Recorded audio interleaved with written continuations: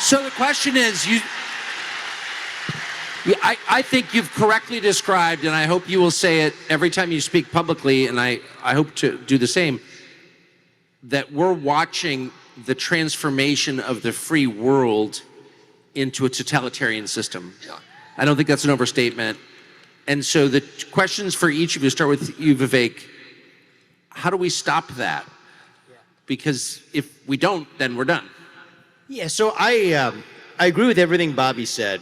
I think there's 2 steps to stopping it that I want to highlight, though. I do worry about what's happening in England. I do worry about what's happening in Brazil and France and other allied, supposedly free nations. But I worry most about when it's happening right here at home in the United States of America. And so the best step to stopping the rise of this authoritarianism around the world is to first stop it permanently here in the United States of America. And I do think that that is especially important even for the world, because as much as you correctly laid out France's history, even if you look at even France, but let alone the other countries, none of those other countries put the First Amendment first, right?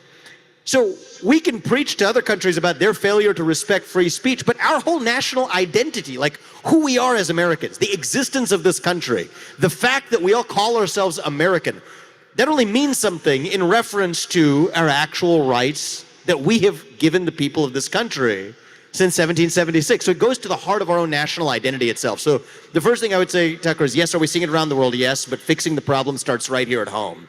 The second thing I would say, this is the harder part, is that as much as the 3 of us here, and we're in lockstep alignment on being free speech absolutists on this stage, as much as we can point our finger at the government and its overreach of working with corporations and working through backdoor government regulation and backdoor action to suppress and silence speech, that only works if you have a population that is willing to comply. Okay, and I think that there's another half of this problem that if we're being really honest with ourselves, we have to talk about, which is, what is it inside each of us that makes us, as so many are, want to bend the knee to that new regime? And we can complain about the regime all we want. We're missing the other half of the problem unless we also fill that void that causes people to bend that knee, right? If you don't pledge allegiance to the American flag, you're going to pledge allegiance to a different flag instead. If you don't believe in God, you're going to believe in a new false idol instead. And so I think that that's the harder part we need to fix in this country, is that revival of purpose and meaning and grounding ourselves in our identity as Americans. And I think if we get that part right, if we as a citizenry, we as individuals say, no, nobody's going to tell me or shame me or threaten me to do anything other than express my opinion and tell you who I am and what I believe, then I think the government part will actually solve itself along with it. And so some of that's not just on the government, it's on us. And they put the Second Amendment after the First Amendment for a reason. It's the one that puts the teeth into all of the others. And that too is part of what our founding fathers envisioned since 1776. That's what I think. Bobby, are you hopeful that the tide of totalitarianism can be turned, and if so, how? I think it all depends on this election. I don't think that, and I try not to badmouth other candidates, because I think my approach is to try to dampen the vitriol and the anger and the hatred. I think we have to stop hating each other.